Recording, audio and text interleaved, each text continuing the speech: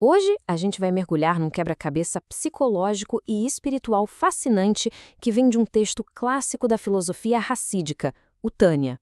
Ele nos joga de cara com uma pergunta que vai direto ao ponto do que realmente significa ser bom. Pensa só, antes mesmo de nascer, a alma recebe uma missão de vida. Só que essa missão é, na verdade, um paradoxo, um enigma que, à primeira vista, parece não ter solução. É com essa premissa que o Tânia começa sua jornada. Ok, vamos tentar entender isso aqui. Esse é o juramento um tanto estranho que é feito a toda alma antes de ela vir ao mundo. É uma ordem, para ser justo, mas ao mesmo tempo para se enxergar como o completo oposto. Ué, como assim? Como isso é possível? Olha, esse juramento não é só confuso, não.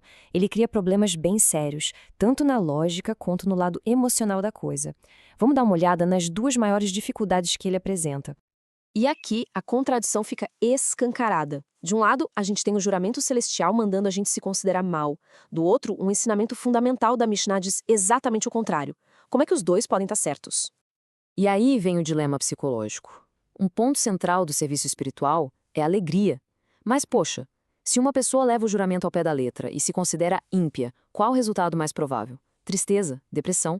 E isso tornaria impossível servir a Deus com alegria. O juramento parece que sabota a própria missão que ele quer estabelecer. Então, a gente chega num ponto crucial.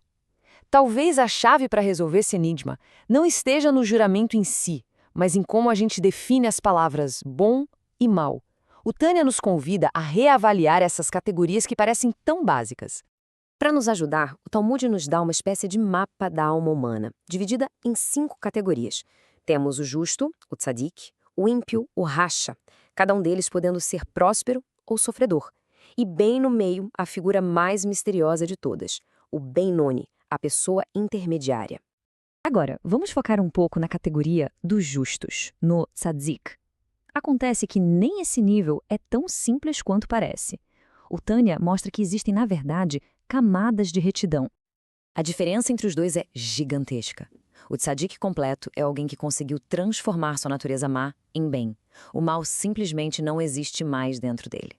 Já o tzadik incompleto, apesar de ser justo, ainda tem uma natureza má que foi apenas controlada, subjugada, mas não eliminada. Agora sim, vamos para a categoria que está no centro do nosso mistério, o Ben-Nuni, a pessoa intermediária. E aquela definição comum de meio bom, meio mal, bom, ela está prestes a ser virada de cabeça para baixo. E é aqui que a coisa fica realmente chocante. Rabá, um dos maiores sábios do Talmud, solta essa declaração surpreendente. Ele, um gigante espiritual, se identifica como apenas intermediário. O colega dele, Abaia, ficou chocado, dizendo que se Rabá é mediano, então não tem esperança para mais ninguém. Para a gente entender o tamanho do choque de Abai, a gente precisa de um pouco de contexto. Rabá era uma lenda por sua devoção. A dedicação dele ao estudo era tão completa que diziam que nem o anjo da morte conseguia chegar perto dele enquanto ele estudava. Essa é a pergunta que nos força a repensar tudo. Se o Benoni é alguém com metade de ações boas e metade de pecados, como é que Rabá poderia se encaixar aí?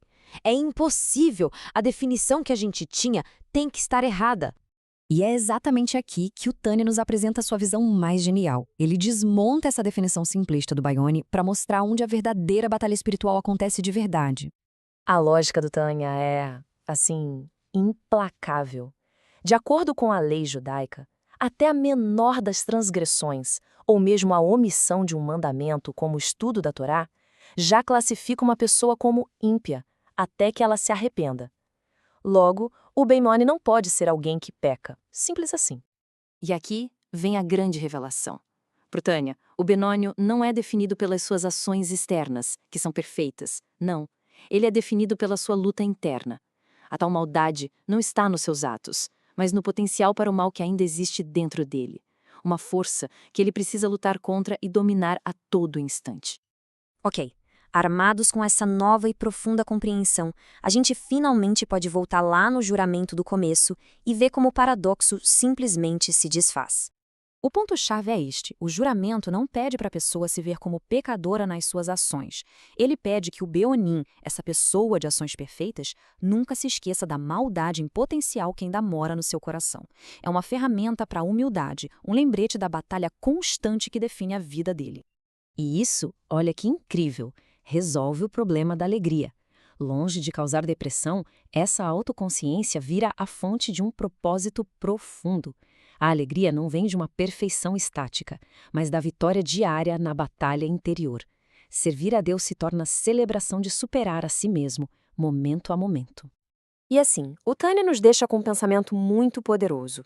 Talvez a medida de uma pessoa não seja o quão boa ela parece por fora, mas a intensidade e a sinceridade da luta que ela trava por dentro.